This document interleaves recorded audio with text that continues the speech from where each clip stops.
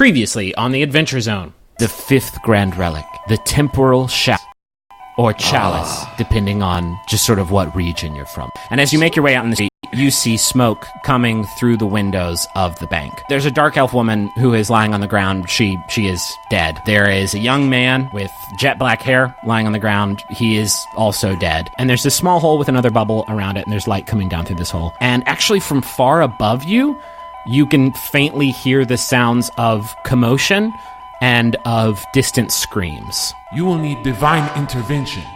You will find it at the Temple of Istus. All right. There is a skeleton. I would be willing to help you out, to help you seek divine intervention from Istus herself, but I will need my brother's help in order to do so. Tell him that Luca misses him and needs his help. Yeah, probably not in this loop, but... You're about to see these boys on their baddest behavior. Lend them some sugar. They are your neighbor. It's the Adventure Zone.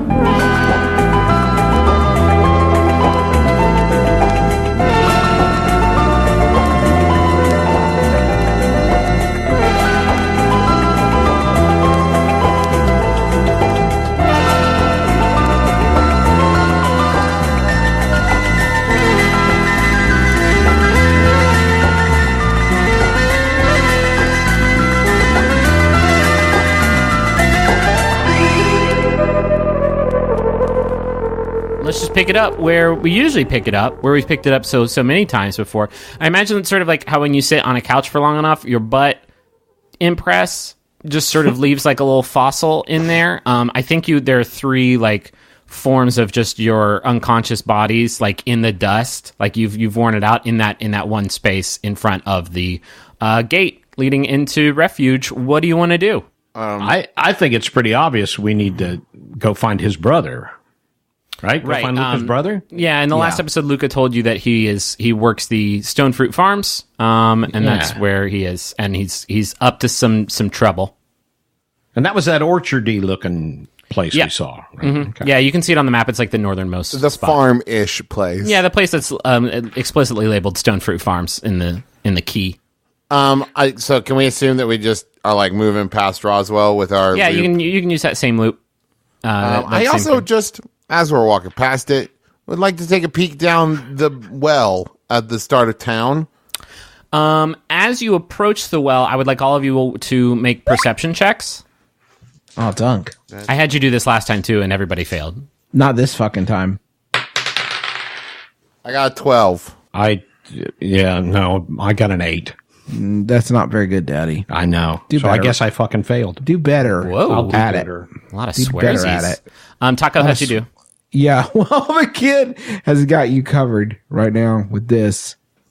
He's got a 23. Oh, yeah. Jesus. Okay, no, the kid with those king magic, with those magic eyes.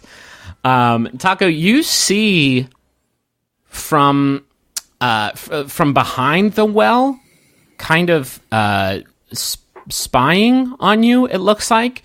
You see the shadow of a man, Scaramouche. No, you do see, I mean, it does. It kind of looks like a guy's shadow, like looking at you over the well. And that, to be frank, that 23 was like just good enough to see this thing because it was really tough to see.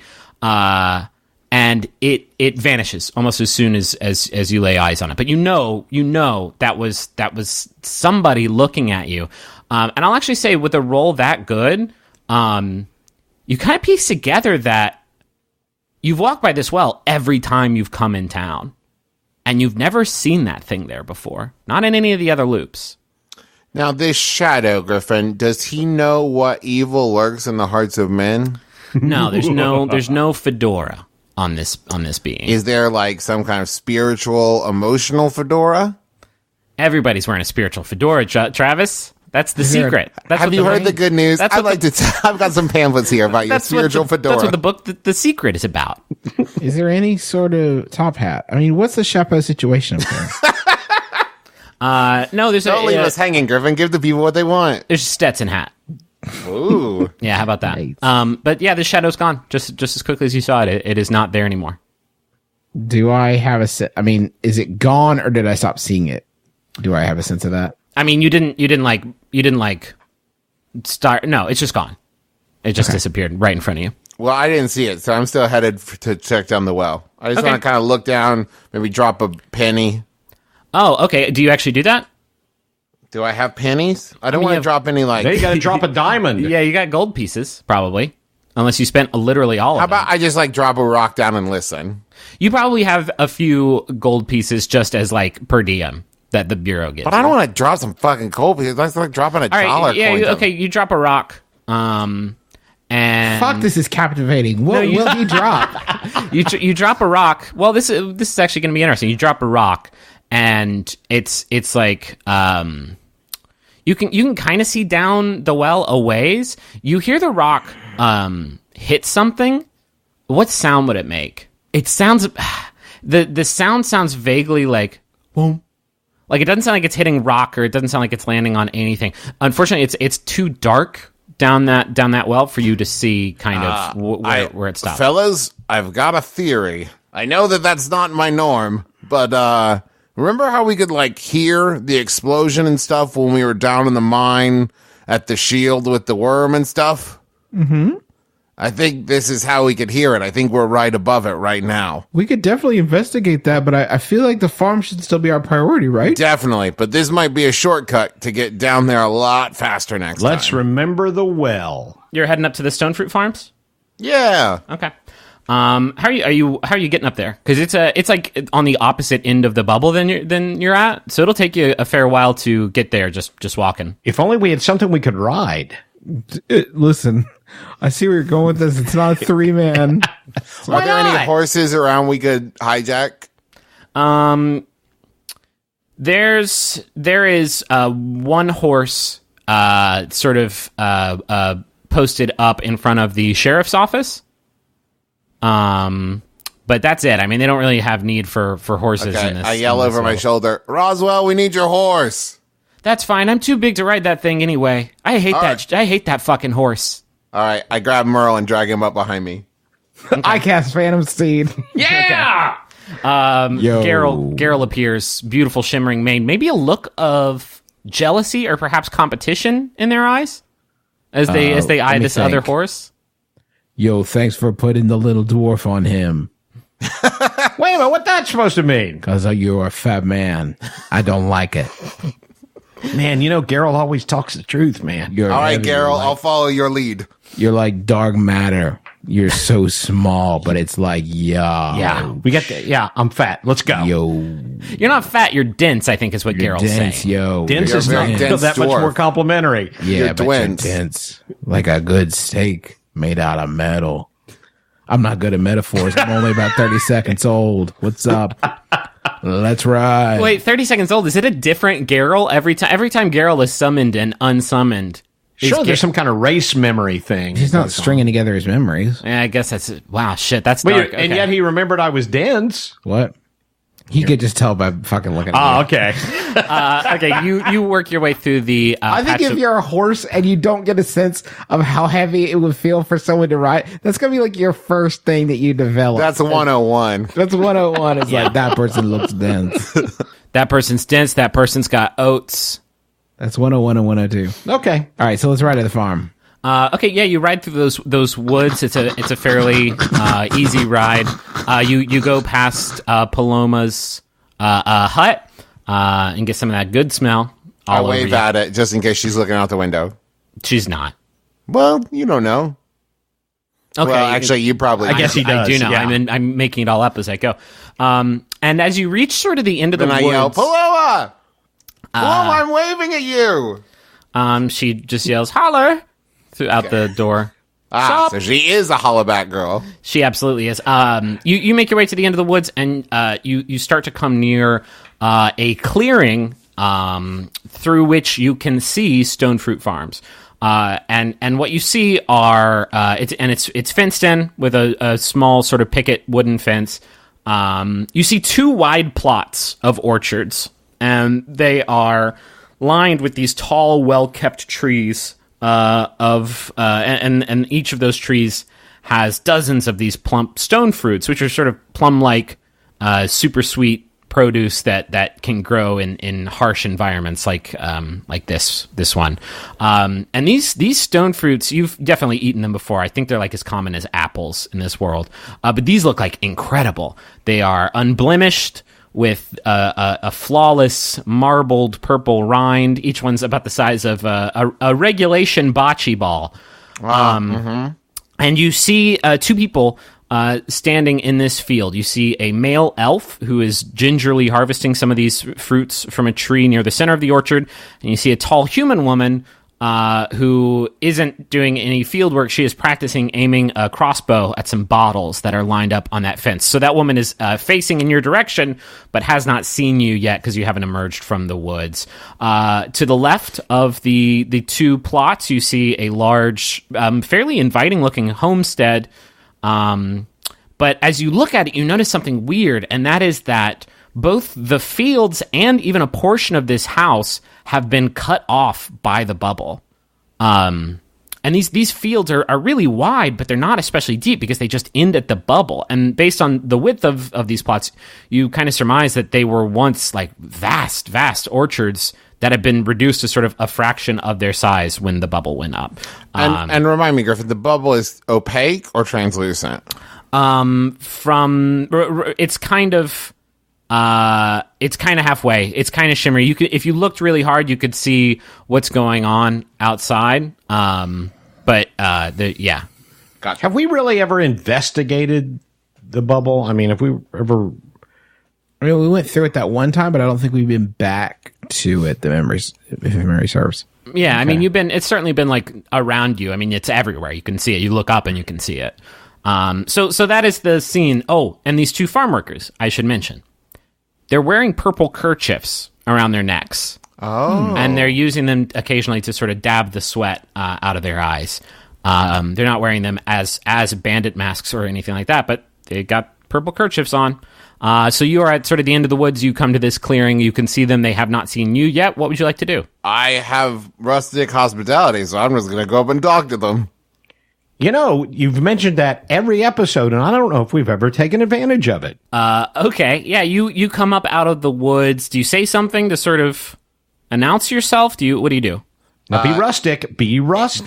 Be rustic about it. In Elven, to the elf, I say, "Hi ho there, elf. It's a pleasure to meet you. You appear on from this fine day. You appear from the woods and yell, "Hi ho!" And as you do that, you actually startle the woman that was shooting the crossbow at the bottles, and she lets an arrow fly in your direction. Let me guess who it hits. 17 versus AC? That misses. Okay. Yeah, I've got my Fletcher's mitt, so I'd like to imagine I catch it out of the air. Okay, yeah, you catch it inches in front of your face. She panics and yells, oh my God! And starts to knock another arrow in her crossbow. And sorry to startle you. Did not mean to at all. We are just here looking for Redmond. We spoke with his brother Luca, who said that this is where we would find him. We were hoping that you might be able to point us in his direction. The elf has come down from the tree that they were picking stuff from and grabs a staff from the ground and holds it up. I think both of them kind of instinctively actually pull the kerchiefs over their faces. And the elf says, "Did Roswell send you? Are you here to stop us?" No, we stole this horse from him. We're not with him at all. Taco and Merle, what are you guys doing? I'm watching this delightful exchange. Yeah, I feel no need to hop in here. I'm good. Okay. Have they seen Taco yet? They have not seen the other two. And Magnus, they say, "Are you alone?" Yep, just me. Just here looking for Redmond. No big thing at all. Just wanting to talk to him about fruit. The elf starts big fan of fruit. You see the elf start to like swirl his staff around, kind of menacingly, and there's some sort of sparks, some sort of accumulation starting at the top. He's not casting anything. He's just kind of he's flexing a little bit, and he says, "Okay, drop your weapons right now." Well, how about the old same time maneuver? When we both put our weapons down. You've got that swirly staff, which is quite impressive. That's wonderful staff work. No. If you want to talk to Redmond, you're going to do it unarmed. Okay, you got it. Just don't touch them. They are cursed and might kill you. So I put... Oh, cursed weapons. I've heard of those. It happens. So I put my rail splitter and rapier on the ground. Okay. Yeah, you set those down and you start to walk toward them. Taco and Merle, you guys just like watching all this happen from the clearing? Just waiting for our moment. Yeah. Okay. Just wait for that. Does it seem like everybody's going to head inside? Yeah, they all start to move. One of them actually comes over and frisks Magnus, looking for other weapons. I think you have a short bow too, Magnus, that they make I you put that set down on the ground. I never use that shit. You're being like, you're following orders, right? You don't have some secret plan to like sneak a weapon. I'm being rustically hospitable. Okay, cool. Yeah, and they seem more at ease actually around you, Magnus. It seems like you have gained their trust. They like my musk. Yeah, this is your rustic hospitality, I think, paying off. And they start to walk with you back in. Taco and Merle, from behind you, you hear rustling. You hear people running, actually. And when you look behind you, you see two other guys wearing purple kerchiefs who you recognize as the drunk dudes who probably just got blasted out of the bar and are running back to home base. And they see you and they yell, "Hey, we got some spies in the midst!" And this makes the other two people turn around and draw weapons. Let's roll initiative. Oh, I don't get a surprise round or anything? I think they would get a surprise round on you, if anything. You are the surprised party by the backup that has come to join things. I got a 13. Oh, sorry, plus 2, 15. All right, that was a 15. And another 15. Wow. Weird. Do you get Wow, to add, and I have you add to that, right, Dad? No, I got 0 initiative. I have I rolled a 15. Oh, Jesus. Did you really? Yeah, Oh, no. this is weird. Oh. Cursed table. What's everybody's dex modifiers? Mine's plus 2. My dex? Taco? Plus 3. Plus All 0. right, so it's going to be Taco, Magnus, then Merle. And in fact, Taco, you go first. You got the two that are basically have weapons drawn on a disarmed Magnus, and you have the two ruffians that are behind you, and they are drunk and embarrassed because they just got DJ Jazzy Jeff out of the bar, but otherwise they're ready for a fight. Are we still sitting on Garrel?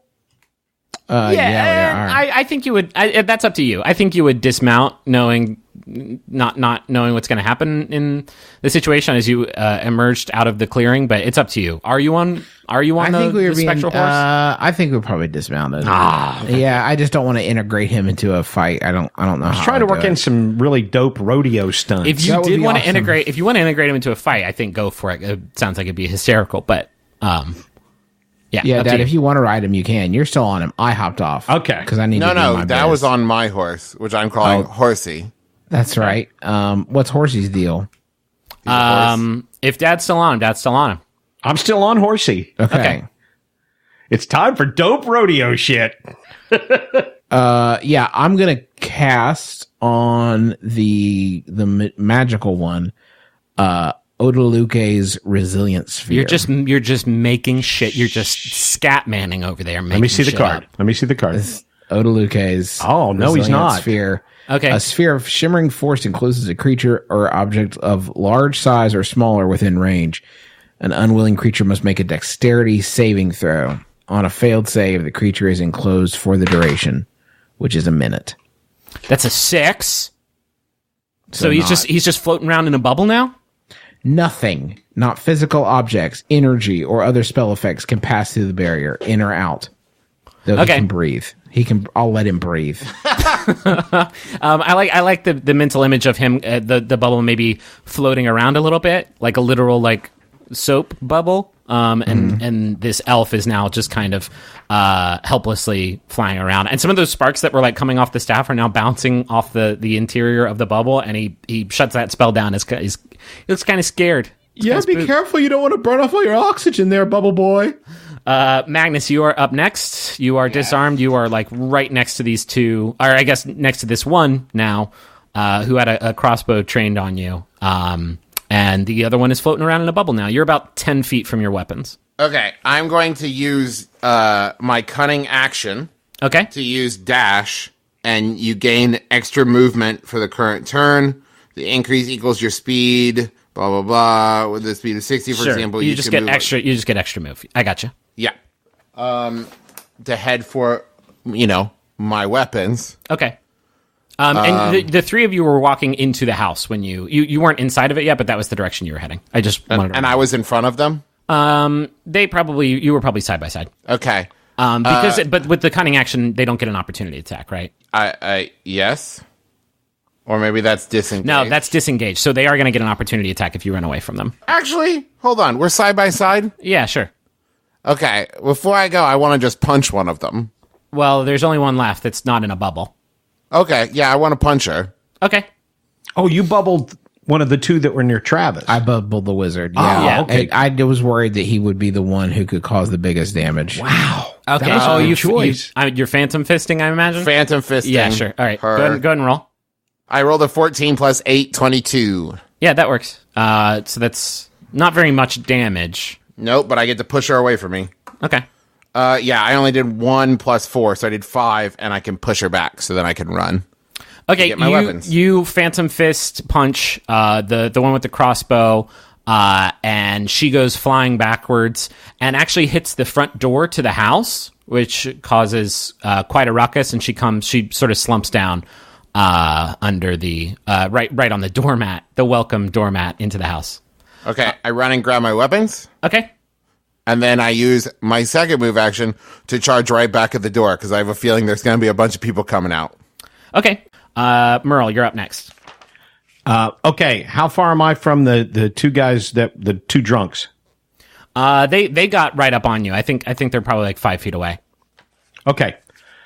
I am going to charge one of them with horsey. Okay. I'm going to do that really cool like a little bighorn move and hang off the side of the saddle. Okay. And I'm going to take the arc-like spanner and clobber one of the two purple guys. So are you charging one and clobbering the other? No, I think I'll charge the one and clobber the one. Okay. Okay. The one on the right. Go ahead and make an attack roll. Right. Okay. It's a D20. 4. Okay. I think you definitely miss. Wait. Don't I add to it? Yeah, but you're not going to. There's no way. You ain't clearing this AC, bud. Okay, yeah, you hang off the side of the horse with this wrench and bring it down and try to clobber them. Try to like polo them as you go. Yeah. I guess. But I don't think I think you fail spectacularly. And I think make a dexterity saving throw for me. All right. 7. You definitely. I'm falling off the horse. Yeah, you definitely fell off the horse, and the horse goes running. Did he off fall into off town. the horse, or did he do that thing where he like turns all the way around so he's like hanging upside down? Oh, and then on the horse? my head's bouncing against the ground. No, yeah, that happens, and you hit your head on a tree trunk, and then you fall off the horse. And the horse runs Okay, into town. great. The ruffians are up next. The crossbow one is gonna just sort of stand up and start banging on the door, saying, we got trouble! We got trouble! Roswell found out! We got trouble! Get out here! And the two ruffians are going to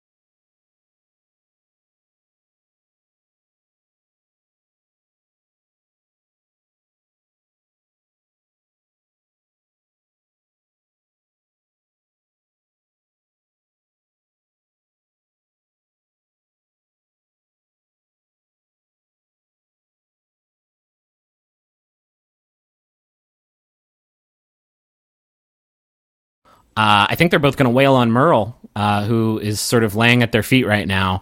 And I think because you're prone, they have advantage on the attack. Sure.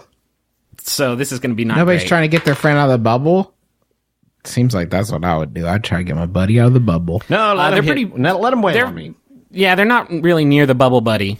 Yeah, but I'd try to get over there. I mean, they're not going to get closer. You know, Shit. Well, the just first seems one- like somebody. The first one, the best roll they got was a 14, which I don't think is going to beat your Nope. AC. Okay. Second one crits. Oof. Ouch. Oh, wait. That's the wrong dice.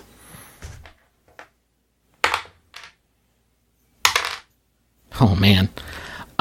29 damage. Jiminy Christmas. They have a Holy big old shit. hammer, and they just bring it right down on your tummy. You cough up some stuff, and it's gross. Back to the top of the order. Actually, before anything else happens, the door, Magnus, that you have positioned yourselves in front of, the door opens up. You have your weapons, right? Yep. Yeah. The door opens up, and the only thing you see is a guy.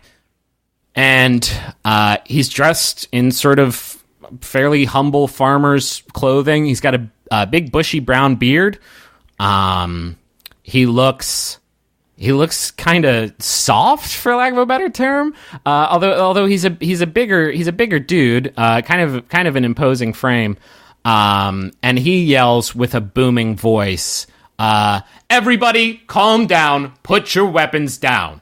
There's no need for us to fight over this." Redmond? And the people, these farmers and the drunk people from behind you, they all drop their weapon. Bubble Boy also drops his staff, and it's just kind of floating around in the bubble with him. And as you say his name, Redmond, he says, "Oh, I see my reputation precedes me," and he kind of laughs. Your brother Luca sent us? You met Luca. Yeah. Sorta. Sort of. It's You might as well. He's lost a lot of weight. We met most of him, yeah. The skeleton. Yes, I Yeah. know. Okay. Yeah, I know all about it. Wasn't sure if you guys had kept in touch. Re-skeleton. You might as well come inside, my little wood nymphs. He yells to the woods towards everybody in the woods party. And the two drunk guys kind of sulk in. Oh, it's a big mistake. These guys are gonna ruin everything. And they sort of slump inside. I kick the bubble as I'm going in. Yeah, the bubble guy is like trying to hamster wheel his way inside, and everybody retreats inside. And Redmond motions you in. He's like, "You may as well come inside. I've got a stew going." Ooh. The bubble moved half of his movement range, by the way, when I kicked it. So, in case you're curious how far it went, it looked awesome. I kicked it like 15 feet. Okay. He says, "Would you mind unbubbling my friend there? He actually Just is wait. It's not a good spell. He's kind of claustrophobic, and I Hold on, can't wait. imagine." 5, 4, 3, 2, 1. Yeah, the bubble pops, and he falls to the ground. And he hits his butt. Dad did a great bubble sound effect. Can we just isolate that? For Yeah, it's post, just Dad? give it to me one more Dad, time. can we Let's just get a few that more one takes more of the time bubble pop. isolated for One more post? time. All right. That's good. That was great. We'll plug that in there and a couple other places. Okay, let's move on. You've made your way inside, and this is a fairly humble little home, but it's like very cozy. And you see pictures of Redmond with his arm around a slightly smaller, almost identical person.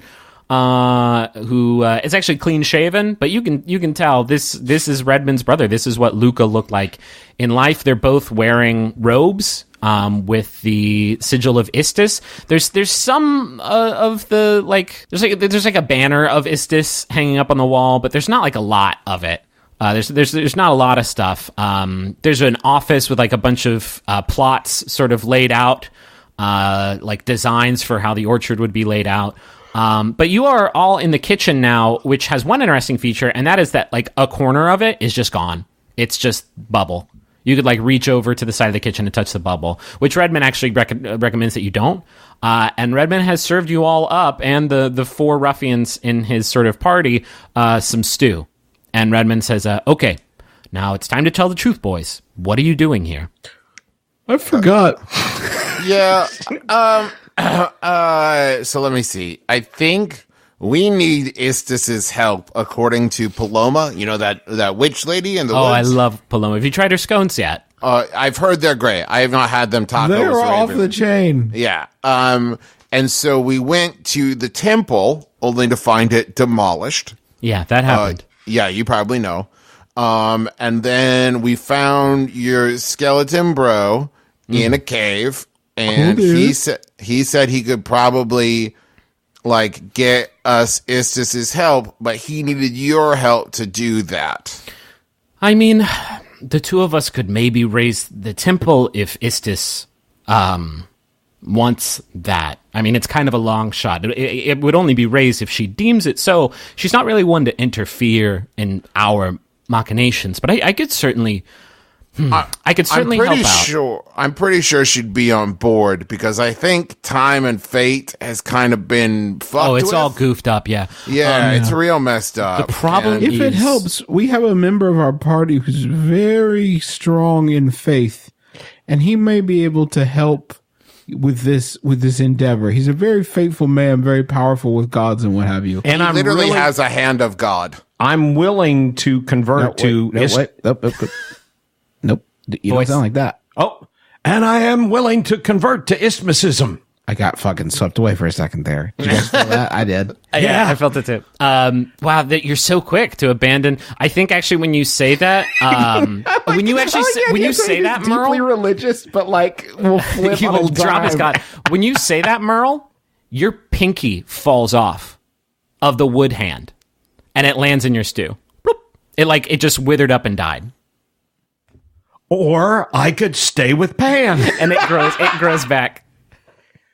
Yeah, It grows back, but it's a little bit smaller than it just was. I bet it makes the stew taste like shit. He says, Redmond says, I'm willing to help, but you all have sort of come here at arguably the most inopportune time. There is something in motion that I'm going to need help with. Yep, that sounds about right. Yeah. Me and my party here have one interest, and that is to burst the bubble and escape from town. They started calling us the Liberation Brigade, which I think is kind of goofy, and everybody else at the table is like, "Aw." He's like, I mean, I get it. Like, you want to have some intrigue and stuff. I just Branding. yeah, we some get it, branding. yeah. I just want to get out of here. And I have this. This is going to sound silly. I follow the whims of fate. That is sort of my creed. It always has been. And I know my gut is telling me that the way out of town is in the vault, in the bank of refuge.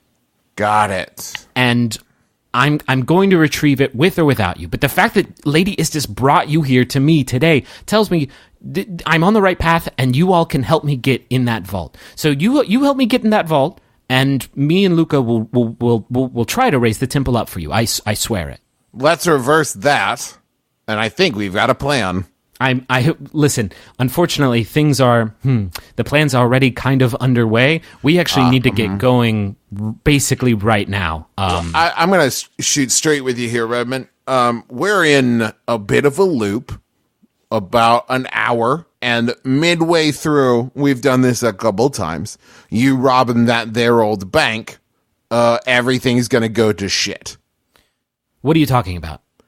Well, there's a thing under the town, and it's going to rip everything, just a new one, if you know what I mean. Yeah, make a. I want you to make a roll for this. Make a what's it called? Where you try to convince somebody. Persuasion. Yeah, make a persuasion roll. I think that's the only way to do this. And That is it's a 12 plus a 1. That's not going to do it. That's a 13. no, I don't think this line of reasoning is going to get him there. He says, I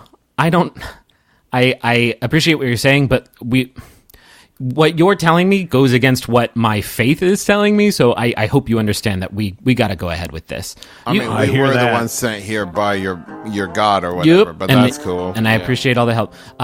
So you help me rob this bank. It'll take 5 minutes. I know you're in a hurry. It's a foolproof plan. It's going to go great. What do you say? Hell yeah.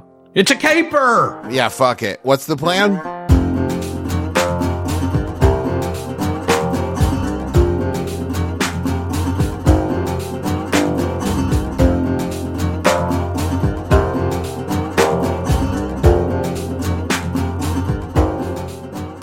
everybody, this is Griffin McElroy, your Dungeon Master, your best friend, and your weatherman. Looks like it's cloudy with a chance of meatballs. I love that movie. I have no fucking idea what I'm talking about. Thanks for listening to episode 46 of The Adventure Zone.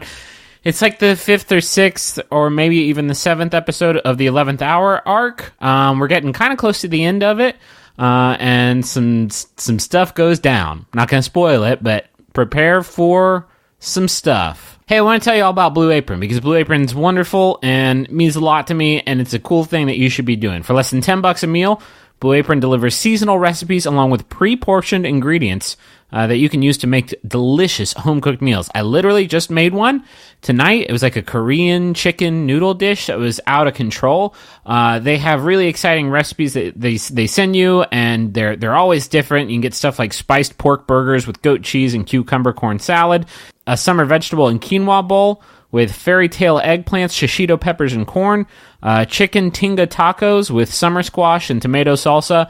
It's all super great, and it teaches you how to cook, and pretty much all of them can be made in 40 minutes or less. It's so great. I really recommend it. It is, I adore it.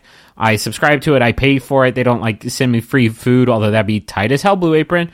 You can check out this week's menu and get your first 3 meals for free with free shipping if you just go to blueapron.com/adventure. That's blueapron.com/adventure. Blue Apron, that's a better way to cook. Also want to tell you about NatureBox. NatureBox, you probably heard about it. They've been a friend of the family for a long time. They've sponsored all of our podcasts here at McElroy Industries. If you're trying to eat better, but you think nutrition labels are confusing or boring, NatureBox is going to help you out. They're going to give you the snack that you crave that you didn't even know exists. They're like a matchmaker for flavors and your mouth. You go to the grocery store, you're like, let me look around. What is this? This chip says it's made out of vegetables. That's crazy.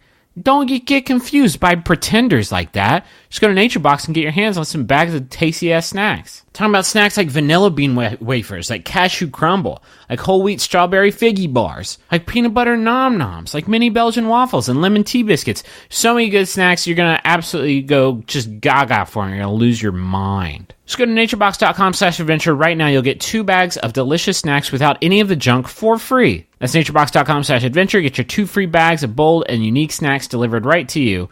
naturebox.com/adventure. Get them 2 bags of snacks for free. Got a personal message here. If you want to get a message on the show, just go to MaximumFun.org/Jumbotron and find out how to do it. It's easy, and we have some availabilities here at the Adventure Zone Industries. I don't know why everything has to be a small business this week, but here we are. This message is for Shannon Dapper. It's from Killian, who says, I wanted to be the first at the Bureau of Balance to wish you happy birthday. I think you're incredible. You're strong, smart, funny, and have great taste in characters. I hope you have a great year. And when it's hard, remember, I got your back. BTW, Taco made you some fried chicken macarons. I hope you get them, but Fantasy Post can be screwy, so he might owe you one. Not exactly sure how a fried chicken macaron would... It seems like the grease would sort of disrupt the natural chemical processes that form the macaron. Although if anybody can make it work, it would certainly be Taco. Got another message here. This one's for Anthony Amato, and it's from Nicole Klein, who says, Anthony, since the first day we met playing D&D, I knew I wanted you in my life. These 5 years have flown by. You do more than make me happy. You make me realize I deserve happiness. I adore our life together and want to be with you forever. So hopefully Griffin will give me a sec to get down on one knee to ask, Anthony, will you marry me? Holy shit! Sorry, I'm interrupting your moment. Go, do your thing. Okay, this is the part where I admit that I didn't read this message, like, start to finish before I just kind of jumped right into it. And I guess that's the right way to do it, because I would have stumbled all over myself if I knew that this was going to be a wedding proposal. I'm sorry, I just got so nervous. This is the first one of these we've had on the show. I hope it went well. This is a very profound, magical moment, and thanks for letting me be a part of it. And thank you for listening. And I hope the love is good. Hate to move on from such a nice moment into more advertisements, but Gotta feed the beast. I want to thank everybody for tweeting about the show using the ZoneCast hashtag. If you do that, you might end up as a character in the show. Talking about characters like Luca, Purple MFTW on Twitter, Rin Fraley on Twitter, like Redmond, Chris Fromlet on Twitter. If you want to end up as a character on the show, just use the ZoneCast hashtag, and you might end up doing it. There's, like I said, probably just a couple more episodes left in this arc. But then we're going to be moving on to a new one with new characters and new availabilities for names. But not only that, we just really appreciate you spreading the word about the show. We don't pay to advertise it at all, so word of mouth is the only way that we get new listeners. So if you have a friend that you think would be into the show, tell them about it. Send them a link. Burn them a flash drive or something. Don't burn a flash drive. Burn a CD. Don't burn flash drives. That's probably bad for the environment. If you enjoy the show, check out MaximumFun.org and just click on some podcasts and go listen to them. We are so proud to be a part of this network. It is such a cool thing. And there's so many good shows like The Flophouse and Jordan Jesse Go and Baby Geniuses and Can I Pet Your Dog and Stop Podcasting Yourself. All of these shows, and Throwing Shade. All these shows are so great, all free at MaximumFun.org. If you want to hear us do more shows, just go to McElroyShows.com and you can find all the podcasts we do, like Schmanners, a show Travis does with his wife Teresa about manners. You can find Sawbones, a show that Justin does with his wife Sydney about medical history. You can check out Rose Buddies, a podcast I do with my wife Rachel about the Bachelor franchise, or Cool Games Inc., a video game podcast I do with Nick Robinson at Polygon. You can find all the shows we do, so many, all at McElroyShows.com. And I just want to mention one last time, we have created an expansion pack for the card game Monikers. It's a party game that is so great. Look it up. We've gone too long here. I don't want to go into full details, but it's one of my favorite party games. I just know that you would love it. We've made an expansion pack that is all just sort of like jokes and references and characters for all of our podcasts. It's mostly my brother and me, but there's also some Adventure Zone stuff in there as well. We're about to close pre-orders on that very soon, like tomorrow, I think. And once we do that, you won't be able to get it because we have no plans right now to sell it as like a product. We're only doing pre-orders. So if it sounds interesting, just go to McElroyCollection.com. Check it out. It's just $10 to pre-order the expansion pack. I think you'll really dig it. That is it for this commercial break. The next episode will be up on August 25th. So we'll talk to you then. Bye.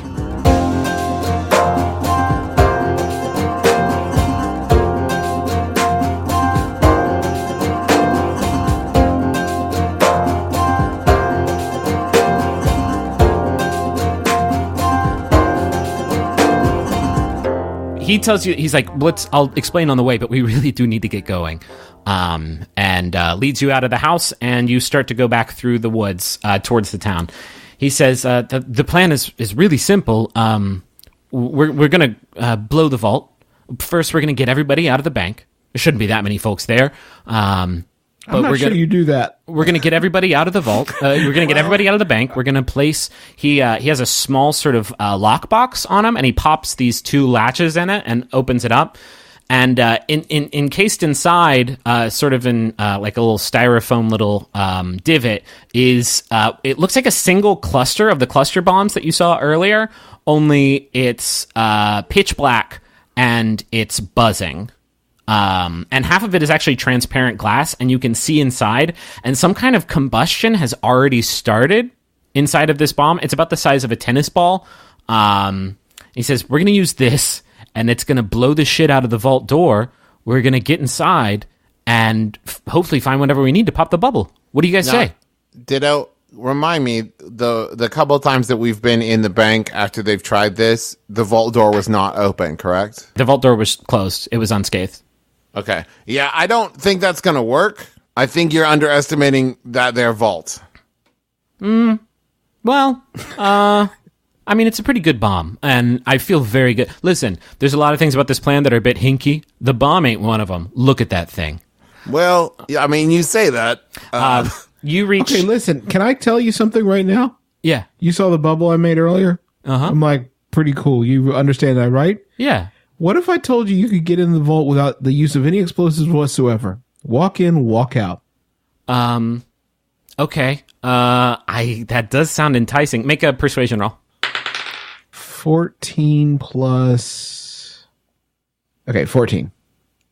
That's still not Good enough. Is there any way to assist? Yeah, what he's saying is true. I've Pollock. seen him do it. I don't think you could, because you've already failed like almost this exact same persuasion roll. But Merle, if you wanted to try to like hype him up, I would give. Try it. Yeah. If you want to like attest for his magical prowess. Yeah. 14 plus 5 persuasion. Hey, listen, he knows what he's talking about. He's pre-med. I'd listen to him if I were you. I'm intrigued by you, and Lady Istis obviously wants you to be involved with this caper for some reason. And he closes the lockbox and snaps the latches. What's he drinking? What's my boy drinking? He's not drinking anything. What are you talking about? Well, I thought we had all sat down to. No, you're on your way. You're on your way to the. You've left the house. You're like on your way to the bank now. Okay, I'll pour him a glass of water from my water skin. Okay.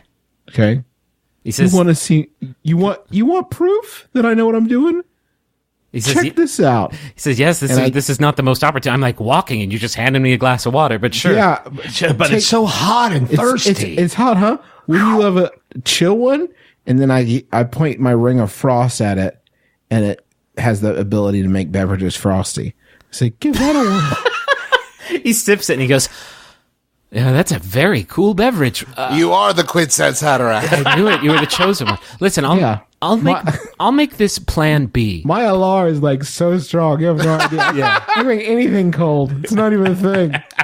Rams and steel, baby. He taps the box and he says, "I'll make this plan B, for bomb. It's that's how I file things away.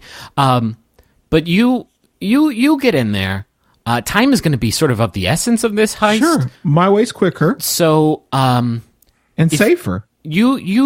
I'll give you guys 2 minutes, and we'll hang out. We'll hang out sort of towards the outskirts. We'll hide, and you go in, and we'll give you 120 seconds to get in there, do your thing, do your magic thing, and then if you guys get in trouble and it doesn't work out, we'll come in and you help us just sort of crowd control, and we'll do it our way. Does that sound fair?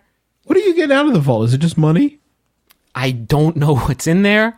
I just know what it is going to help us pop the bubble. I know it. Cool. Okay. Let's do it.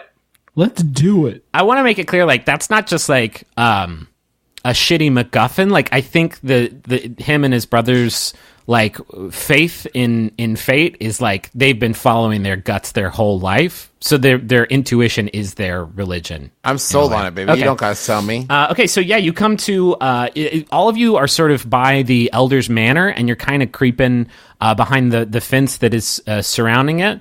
And they send the three of you out first. And as you start to approach the bank, you see Roswell standing in front of it, because that's where you told Roswell to fucking be. I know. Roswell's standing there, and they are patrolling the bank. And they say, "How's everything going? Have you figured out how to stop the disaster?" Yeah, we need to get everyone out of the bank. I have a cunning plan. I can't share it with you now because I don't know who we can trust on your team. But we need to get everybody out of the bank. It's just me. What are you talking about? I'm not going to empty the bank out. But There's a mole. A great big giant mole. There's a mole. Okay. Yep, like you said, it's a mole. I'm not gonna make the bank empty out. I still don't know you guys from Adam. I just trust that you have some sort of otherworldly knowledge. You might use that knowledge to rob this fucking bank. I'm not gonna empty it out. Hey, can I ask you a question? Are you Anderson Cooper? Well, I don't even know who that is. Are you Ahmad Rashad? I have no idea who that is either. Then you do not know the identity of the mole. What I'm telling you is there is a mole, okay? And we don't know who we can trust. But we know we can trust you. You're on board with whatever we need. Am I right? No, absolutely not. What if I let you hold on to my fish as collateral? I don't think Roswell's going to empty the bank out for you, because that would be crazy. It would also make this heist not very exciting. Well, we got 120 seconds. Okay, we're just gonna poke our heads. Are we on the timer right now? No, not yet. They probably wouldn't start it until you go inside. But are you going to just let Roswell kick it there while you rob the bank, or We're not gonna attack Roswell, Dad. Maybe you don't remember, but he was like skull level. yeah, to us. Roswell will fuck you he up. cons really high to us. Okay, go get Lucas. Is that the name? No. Lucas, no, wrong arc, bud. Who's the name of what's the name of the elder? It's Mark Blucas. Sheriff Isaac. Go find Sheriff Isaac. We'll post up here. Okay. Right yeah. when you guys get back, we'll tell you everything you need to know. I haven't seen him Yeah. today, but I'll go wait in the office for him. Great. Okay. We'll instigate our plan. We'll start at 12:05. Okay. Roswell clambers off to the sheriff's office, and now the bank is unprotected by Roswell. You boys ready to do this? Can I be George Clooney in this? Always. What? Okay. Whew. I thought you were going to make me Casey Affleck. Okay. Whew. Okay. All right, you going inside? Yep. I kick open the door. Fuck. Yeah, Okay. that's unobtrusive. Yeah, you kick the door open, and one of the guards goes, "Hey, this is a nice door. Come on." Fuck your door. Okay. It's kind of rude. This is your first. Are you all going inside? Like, what's your? Are you formulating any kind of plan before you do this, or are you just gonna fucking improvise? That doesn't really go along with the whole character I've built. Yeah, that's fair. Okay, well then this is your first time all being inside this bank unexploded. And you notice a few things. First of all, it's the nicest building you've been to in Refuge. It's very, very well kept, very nice interior. There's a couple of potted plants in front of a long wooded desk with a sort of glass partition protecting Brogdon, who you see behind it, sort of counting out some diamonds and putting them in a till. There is that heavy metal vault door right behind them, and that vault door looks as imposing as it ever has, because it's never really been affected. It's 9 feet in diameter, all unrelenting black iron. You can see that there's a huge combination lock dial towards the center of the vault door, and that is flanked on 3 of its sides with what looks like small metal hatches. That is the makeup of the vault door. There's a glass dome on the ceiling that doesn't appear to be a light fixture. It's just kind of hanging into the room. It's about 2 feet in diameter. And there are 2 large, heavily armored guards flanking the desks. Each of them are wearing pole arms, and their whole loadout is basically identical to Roswell's. Like it's the same armor, it's the same equipment, and it's probably what Roswell was like outfitted with. Yeah, you see Brogdon behind the desk she's wearing a pair of small glasses. She's going over some spreadsheets, and she says, Can I help you? Please don't kick any more pieces of furniture, okay? I point at one guard and look at the other one, and I say, "By the order of Sheriff Isaac, guard, arrest that man." Oh boy. Okay. Are you pointing at the one? Are you accusing the one that complained when you kicked the door in? Okay. It says, "What did I do?" He's been working with the bandits to try to tear this town apart from the inside out. The other guard looks at the one you're accusing, and he says, "Jerry, have you been working with the bandits?" And Jerry says, "No, man, I didn't. I don't even know any of the bandits. What you're talking about?" I whisper, "Taco, get moving." What's their like visibility on me currently? I mean, you all said you walked in, so Yep, I did walk in. It is good. It's good visibility. Okay. They got 4 eyes full of Taco. Okay, I put my hands on my head and I say, I'm sorry. This is terrible of me. I'm sorry. And I surrender, and I lay down on the ground while they continue talking. What the fuck is going on with this robbery? Man is an informant with the bandits. He's told us everything, Jerry. You're gonna have to come with me. There's enough shit in the bank that I'm imagining there's stuff between us and them that they lose visibility on me if I lay down on the ground. I don't understand. Okay. Isn't there so you said there's like desks and stuff, right? Yeah. If you're hiding behind something, that's fine. But if you're just laying down on the ground, you don't turn invisible. I don't turn invisible yet, my dude. But I'm saying, they stop seeing me. There's one of those desks that you can like fill out a deposit form on. If you want, you can hide behind that. Yes. Okay. I'm behind the desk. You can just arrest me whenever you want. I'm sorry. Okay. Merle, were you doing anything to help in this charade? Yes, I am.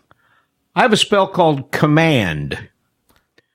I speak a 1-word command to a creature I can see within range. Okay. Target has to succeed on a wisdom saving throw. And I want to cast this on the guard that's not Jerry. And I roll. I'm looking at this spell now. There's only like 6 things you can make them do. What are the 6 things? You can make them approach you. You can make them drop whatever they're holding. You can make them flee. You can make them grovel. You can make them halt. And then there's Got it. Yeah. Got it. Yeah, they did not save. What do you Flee. Okay, so you're making give it with a character voice. Okay. Flee. This is important. Which one are you using it on? Use it on Jerry. Nah, I said the one that wasn't Jerry. Okay. Then the one that Magnus was trying to get to arrest the other one No, wait. suddenly just fucking runs out. No, we gotta go with this because it's too good. It's too good that the plan has been this bad so far. The one that was going to arrest the other one, or you were trying to get to arrest the other one, just runs out of the room. Oh, wait, you were Jerry? Sorry, I meant him. Okay. As soon as he takes off, I pop a piece of mockingbird gum and make my voice sound like Roswell's. Okay. Jerry, he's the real criminal, Jerry. Go after him. You got to get him. Quick, I'll be right in. I want to paint a picture. Brogdon at this point stands up from the seat she was sitting on at the desk, and she is looking very, very nervous right now. As Jerry says, I trusted you, Greg! And he fucking bolts out of the building after the person that you just commanded to run away. As that happens, they... Fuck yes, okay. As that happens, as they run out of the room, they brush past 2 people who have walked into the bank.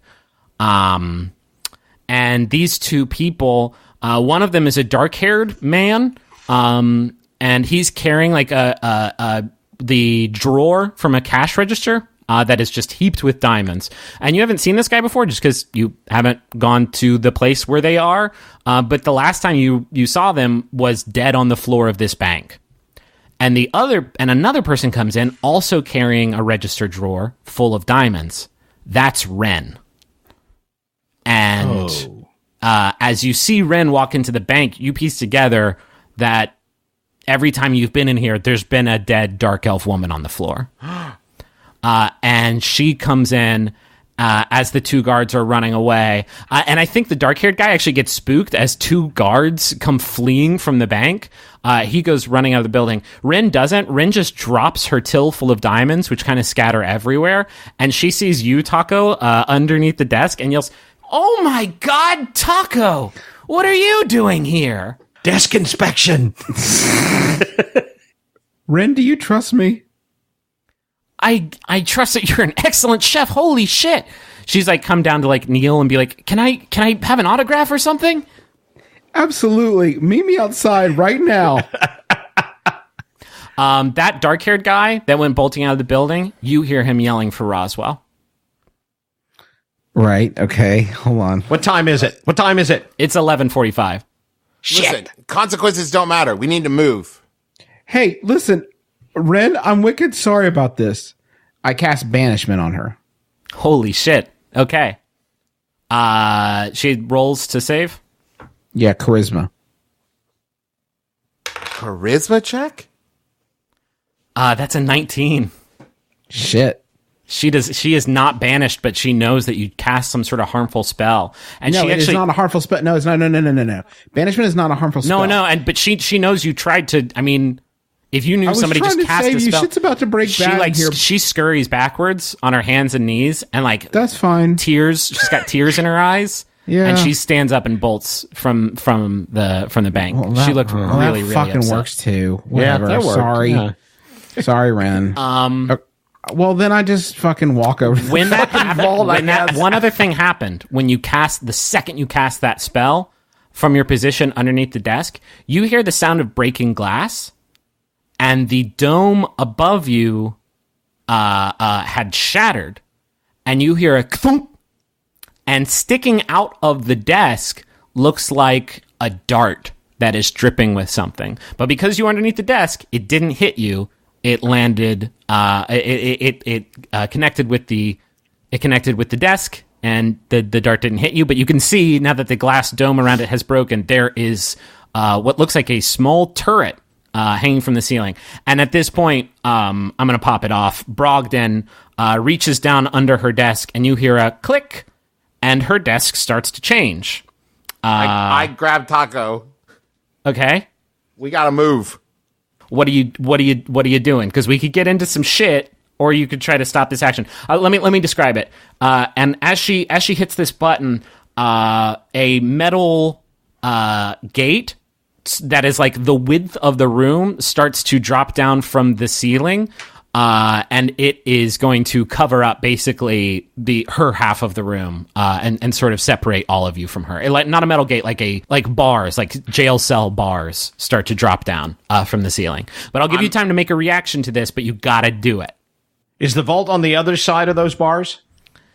Yeah, it's on the other side. They're lowering down, yeah? Yeah. Yeah, I'm Indiana Jonesing under that shit. Okay, Taco, Merle, what do Is you this a roll? I mean, describe what you're gonna do. Scoot under the bars. We got to get to the vault. Okay, Taco. Is Brogdon doing something? She's just hit a button under the under her desk, and I mean that is what she did, and that is what started this gate lowering from the ceiling. The desk, there are panels on the front of the desk that have started to rotate, but you can't really see what the desk is transforming into because we're like in bullet time right now.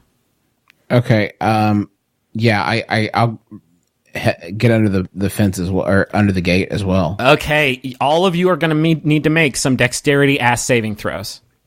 Okay. Okay. Like athletics? And these are going to be, I mean, if you can think of a skill, if you wanted to like describe how you're using the skill, I think it could be dexterity. I think it could be athletics would probably be fine. I think acrobatics would be fine. I'm going to throw Taco. It is more important for him to get there than me. Okay. Then I'll just give Taco advantage on whatever he tries to do as he fastball specials you, Taco. Yeah. Okay. Do I have time to cast a spell? Yeah, if you also want to assist in Taco getting through. I am going to cast Enhance Ability on Taco, Cat's Grace, Okay. which increases his dexterity. Okay. I got a Right, how 21 much? strength check. Okay, you throw Taco. And By how much, Dad? I don't know. I should say on there how much it doesn't. increases it by. It says see page 237. All right. What's the name? Wait, hold on. I got the player's handbook up. What's the name of the spell? Enhance Ability. Oh, this is going to be fucking great. I have advantage on dexterity checks. I have advantage on dexterity checks. Well, so you get double advantage. Okay. All right. Cool. You have double advantage. You have super advantage. Why don't you just roll your... Are you doing acrobatics? I'm doing an acrobatics check. Yes. Okay, here's what you're going to try to do. I'll describe how this would be resolved with an acrobatics check, with your permission. I think Magnus has just thrown you, and I think you are going to try and contort your body so that you go through like the hole in the teller's window that like diamonds and stuff would be passed through. Because I think that would be like the only opening that would make sense. And also Okay. it'd be amazing. Okay. Great. That's an 18 plus 3, 21. Yeah, you make your body into basically a spear, and you go perfectly through that window. And in doing so, I think you just knock Brogdon right out. You just go through the window, thrown with a tremendous force, and enhanced in the air by Merle. And you make your way through just as the gate ka-chunks to the ground, sort of separating you from Magnus and Merle. I land perfectly and throw my arms up in the air and shout, "Taco gets the gold!" Taco gets the gold. Merle, we need to resolve this. Make a dexterity saving throw. 17. Okay, you dodge just barely out of the way as you cast that enhancement spell on Taco, and a dart plugs into the ground at your feet, fired from that turret above. Chunk. Yep. Oh yeah, I'm just for future reference, I'm gonna just hold my shield over my head and as much over Merle's head as I can. Okay. I don't Because got you care. what the kids call the magics. And Taco, before I think you start your assault on this vault door, you all hear ka-chunk, ka-chunk, ka-chunk, ka-chunk, ka-chunk. And barreling through the door to the bank, poleaxe, halberd in hand, Roswell appears and says, in the back of my mind, I always knew it. I knew it. I knew I you know guys how like to this know good. looks. No, it's initiative time. Cool. Okay, well, that's not bad. I got a 19. I got a 5. But wait. And an 18. 17 for me. 19 for Magnus. What was yours, Dad? 18. 17 for Taco. Yeah. Merle, what's your dex again? My plus dexterity, it's a 0 dexterity modifier. All right, Roswell got the same thing. Magnus, you are up first. You have that turret above you. Oh, and by the way, no, I think the desk would stop its transformation. That Brogdon fight could have gone very bad, but I think you nullified it. So you have that turret above you. I don't want to tell you what was going to happen, but you got the turret above you. You got Roswell in front of you, and Roswell's ready to just fuck you up. Yeah, and Taco is through the gate, and you have Merle at your side. Merle, by the way, you're still damaged from the fight earlier. Wait a minute, I ate magic stew. Yeah, I don't think it was magic stew. What are you doing, Magnus? Magic Stew is my favorite character we've created so far. Yeah, definitely. I love that guy. Hey, it's It's me. like Magic Brian. Anybody want to see some prestidigitation? It's me, Magic Stew. By the way, it's been longer than 2 minutes now. And I think seeing Roswell run into the place, the other robbers are kind of hanging back to see if you can take care of them first. Okay, I'm going to charge at Roswell. This is what we're doing. Okay. Go ahead and make them rolls. Two-handed. Well, one-handed because I'm holding my shield up. One-handed rail splitter. Okay, 16 plus 9, 25? Oh, yeah. Cool. And I'm going to use Disarming Strike, and then that's D8. I get to roll to save that, right? I think so, yes. Side note, I've been fucking around with Roll20 lately. I don't know if you guys know anything about it, but it is an online app that you can do all of your rolls in, save all of your character data in, visualize things with maps and tokens, and get descriptions on every spell in this game and every other role-playing game basically ever. It's very fucking cool, and I think we should give it some serious thought using it. It's super lightweight and free. I've been messing around with it, and it's pretty cool. So it says that you have to make a strength saving throw, but doesn't say what you have to hit. How do we figure that out? What's your strength modifier? My strength modifier is... It's whatever. It's 8 plus the relevant stat. Cool. Yeah, so... Yeah, I save. Shit. Is his strength, real good? Yup. Yeah, I thought that might be the case. Are you attacking again? Well, I'm going to do damage first. Okay, so it's 7 plus 2. It's 9. Okay. I'm going to attack again. Okay. Okay, it's 17 plus 9. Yes. It's 26. Yes. And I'm going to hit him with Goading Strike. Okay.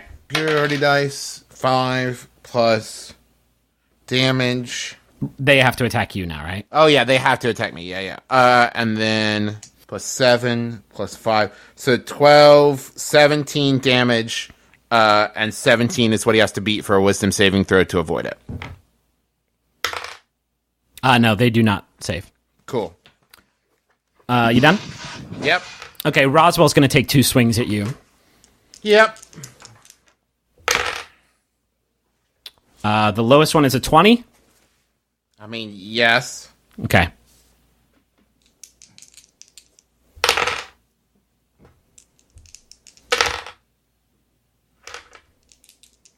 Oh my god, that's a lot of damage. 56 damage Okay, well, altogether. I'm gonna use. I'm gonna use parry. Okay. Hey, it's me, Perry. I see you getting killed. How can I help? Oh, you know what? Actually, Huh. I should have used my cunning action. Is it too late to do that? Yeah. Sounds like it. Yeah. The definition of cunning is you forget to do. Yeah. I have a cunning plan. Well, I had one. So it's reduced by 9. Okay. So 47. 47 damage. I am instantly bloodied. Yeah. Next in the order is Merle. Okay. I'm going to mass cure wounds on Magnus. Okay. On Magnus. Okay. And that's a 3d8 plus my spell casting It ability. says mass. Is that like area of effect? It can be up to 6 creatures. So how about myself and Magnus? Because Taco is not hurt at all, right? No, I'm Okay, good. cool. So it's 3d8. What? And my spell casting ability modifier, which I don't know what that is. It's 8. Okay, so 3d8s plus 8. Uh-huh. So that's 3, 8, 3. So that's 14 plus 8. 8. So we're both healed for 22, correct?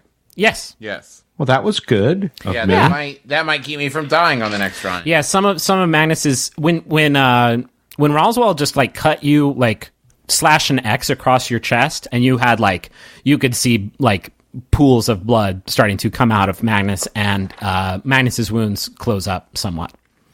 Next thing Is that the first time I've ever healed anybody? No, it's been a while. Taco, what are you doing?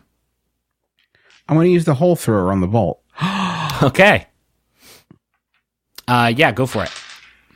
It is a 6-foot hole, so I fucking assume I'm that's through the door, right? The metal is 5 feet deep, so just barely. Perfect. You got through it. I had hole thrower in mind, and I kind of wanted to make it a 50-50. So yeah, you create a 6-foot hole. It's 6 foot wide, 6 foot deep, and it just sort of opens up before you, and you can see into the vault. Here's my question: when I look into the vault, Yeah. are there any gems in there? There's so many fucking gems. This will be the temptation of Taco, because there are quite a few gems on the ground. There's big boxes, big wooden boxes, with a sign that say "to be filed," and the boxes are full of diamonds. It's like shimmering bright, beautiful bright in here. There's also the only sort of thing of interest in the room, other than these beautiful, expensive ass looking diamonds. You see a pedestal almost perfectly in the center of the room. And I think just for dramatic effect, there's a single overhead light shining down on it. And this journal says Isaac on the side of it. That is what you see into the vault. You haven't moved yet, so you can still move. I run into the vault and grab because I could scoop something up as part of my move, right? Not an action. I think now that we're this deep into the podcast, you can. Okay, I scoop up a handful of the most expensive looking gems I could find. Fucking fantastic. Wonderful. Okay. You scoop up some wonderful, beautiful diamonds. Merle and Magnus, I think you can see what's going on in this room at this point. Taco! What the fuck? Hey, listen, guys. Trust me for once. Okay. Anything we can do to help? Stay alive and stay out of my way. We'll fucking see. Okay. We can do the second one easy. Tall order. All right, Magnus, you're up. All right. I'm going to attempt disarming strike again on him. Okay. See how it goes. Attack. 14 plus 9, 23. Yeah, that's a hit. Strength check. I have to beat a 16. Yes. Okay. Yep. No, I don't. I do not beat it. Fuck. Yes. Okay. Roswell's halberd goes spinning out of their hands, and I think actually back out through the door outside, and you hear it stick into the ground out there. You doing something else? You do another attack? Actually, you know what? Because this is like an attack on your enemy's hands, that's like what the description actually literally says. When you do that, you don't just get rid of the halberd, you knock off their gauntlet that was sort of giving form. And now you can just see like the living red clay that was inside that gauntlet, forming kind of a round end to Roswell's arm. Got it. You doing something else? Yes. Is there any fire anywhere nearby? Yeah, sure. There's 2 torches hanging by the wall. Okay. I'm going to dash. Okay. And I'm going to grab that torch and move back. You're defo going to take an opportunity attack. Okay. Okay. I said one thing to stay alive. Literally one request. Don't die. That's going to hit. What is it? 21. Yeah, that hits. Yeah. Okay, Roswell, just using that clay arm, just punches you in the ribs as you go past. But it's still a very powerful strike, and it hits you for 11 damage. Okay, I can take that. Okay, and you grab this torch, and what are you doing? And I'm going to move back, and I'm going to attack his hand with the torch. Okay, yeah. You I don't even think you need to roll for this. You just jab this torch into the clay hand. And I mean, Roswell's not made out of gasoline, they're made out of clay, but you do see sort of see that arm kind of stop animating so much, and you hear Roswell scream. And that I'm arm, really, really sorry. I'm really, really sorry. and that arm kind of becomes hard. Yeah, you guys are getting deep in the paint with some beloved characters right now. And I'm going to action surge. Uh-oh. And I'm going to chop that arm. Oh, Jesus, you love this shit. You're sorry. a fucking pervert. Fetish, you're exposing everybody your fetishes. So sorry. 16 plus 9 is 25. Yeah, it just shatters. That arm shatters. I'm so sorry. Yeah, go ahead and roll damage. Okay, so that's a 7 plus... Well, I didn't hit him with the disarming strike. I didn't do damage with that. Right. So that's 16 points of damage for that. And then I rolled a 7 plus 5, so it's 28 points of damage altogether. Okay. Do I roll damage for the torch attack, or is that just the arm? That's just the arm, I think. Okay. Roswell is up next. And they are just kind of holding where their arm was. And is my action surge just an extra action or an extra turn? I can't, run away or anything, can I? No, no. Okay. Roswell is going to... They just kind of point, their remainder of their shoulder of the arm that you just removed, and a fount of red clay is going to basically try to encase you and hold you down. So that would be 21. Jesus, 21 city over here. Is that against my AC? Yeah. Yeah, I mean, that hits. Yeah, so Roswell just sort of in retaliation just kind of animates some of its red clay body. You actually see that after this attack, they kind of slump down a little bit in their armor. Their armor doesn't fit as well anymore because they use some of their body in this attack. But a big, heavy blob of red clay hits you, and you fall to the ground, and you're basically kind of you are incapacitated. But it does. I don't think it would do any damage. Merle, you're up next. What time is it? You intuit that it's about 11:49. Okay, I'm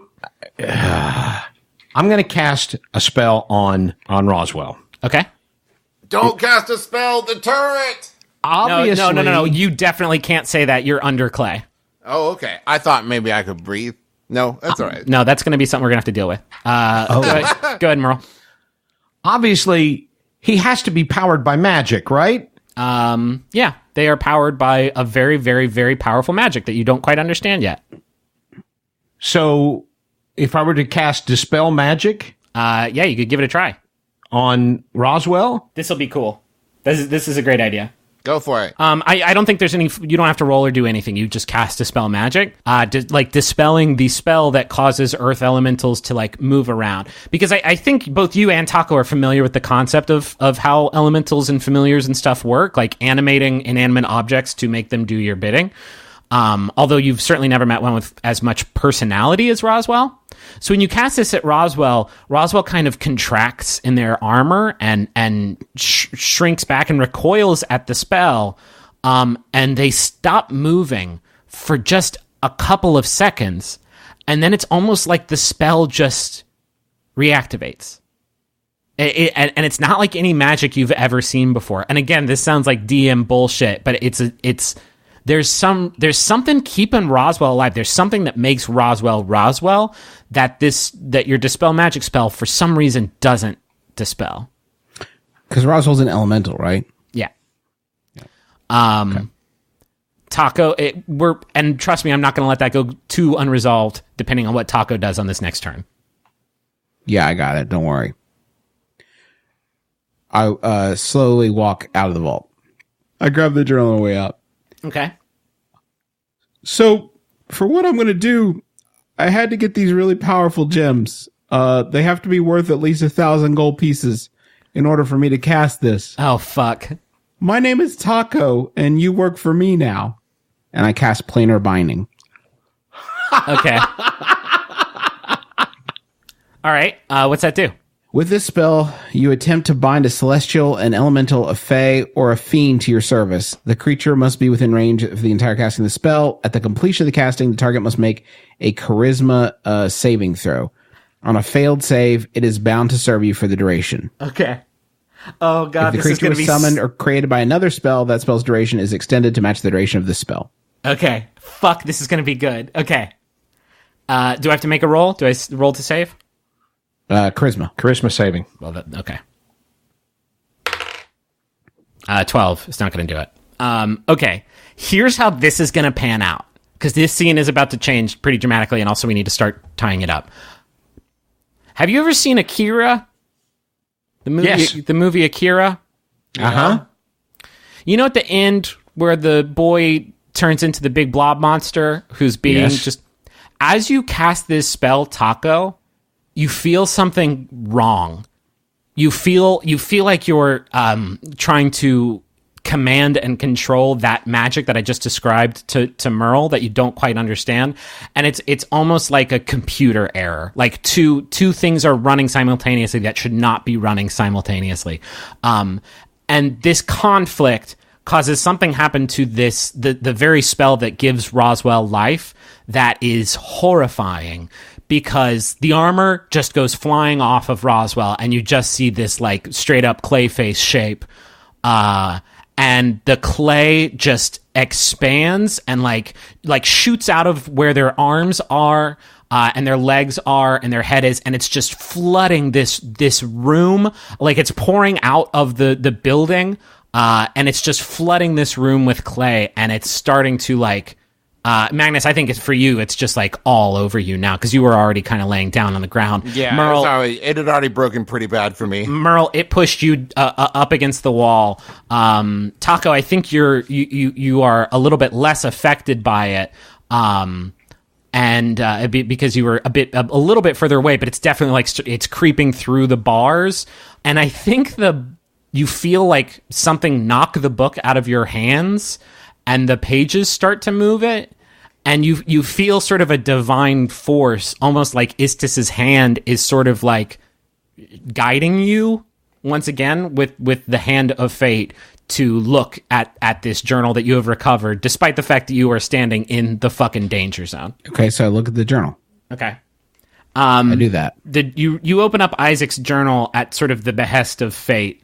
And it is open to the next to final entry in the journal. And this will be the last thing that we do here. The entry is Isaac, and who you have not met yet, although you start to sort of understand what kind of a person Isaac is as you read this journal entry. Do you want me to read it, or do you want me to send it to you so you can read it?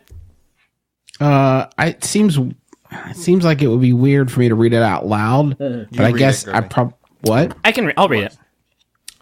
Isaac's next to last entry in Isaac's journal reads, My daddy was a safety inspector for mines operating all throughout the northern counties of the Sword Coast, and as you might imagine, that made for a very cautious upbringing for myself and my kin. Every bit of wisdom my old man passed on to me dealt with how to avoid the dangers of the world outside our cottage's doors, how to evade bandits and ward off hungry beasts in the wilds, and how to prevent accidental hazards in the home, stuff like that, but nothing prepared me for today. Nothing prepared me for that fucking cup. And I just want to paint the picture of you like reading this as clay is like climbing up your legs and waist. You continue reading. From the moment I saw it, I knew there was nothing I wouldn't do to get that cup. I just didn't know why. I trusted myself to resist that temptation, to put it back toward the back of my mind, to focus on the hard work of bringing this diamond mine back to life. And today I faltered just for a moment. And I ruined 3 lives in the process. I killed Jack. That's my first time thinking that thought, not protecting myself from the awful truth of what I've done. We were looking for June in the mines together. She's wont to get lost in the mines. And I could just tell he had it on him. That cup had a tight grip on my guts. I could feel it through a 6-foot thick lead wall. And I did it as quickly as I could, as cowardly as I could. I pushed him over the edge of shaft B. And he fell. As he fell, he turned to face me, and he shouted his last word. It was a spell that he flung in my direction. And in that moment, just after dooming him, I prayed it was some kind of killing curse. But he missed. It flew over my head as he sank into the black below. And when I looked behind me, I saw my prize. The cup I had killed my very best friend for, in June's hands. She grabbed it right where he dropped it. Only by perfect irony, she was frozen in place right there by a barrier that I just cannot penetrate, shielded by a power that I craved enough to kill for. There's nothing I can do to get her out of that state. I tried it all. And there's nothing I can do for refuge, now that she's trapped us all in here too. I deserve damnation for what I've done. Refuge doesn't. That's the next to last entry. And as the clay is like almost completely overtaken you, you read the final entry, which says, I figured out what that spell was. Jack's last spell. He conjured an earth elemental, a guardian, to protect June, protect all of Refuge in his absence. I met it just on the outskirts of town. Refuge deserves a better guardian than myself, that's for sure. So I equipped them with some gear, gave them a name, Roswell, for my dad, and set them on patrol using the summoning spell's command word. And that word might be the hardest thing to stomach. It was Jack's dying wish, his hopes for a safer life for his daughter and his home, manifest into a single word, his final thought. So you read this final word just as the clay is about to overtake your head. Junebug. And just as quickly as this monstrosity had sort of exploded and enveloped everything in this room, the clay contracts and is pulled back into Roswell's sort of base form. And you see them standing there, and Roswell says, what would you like me to do?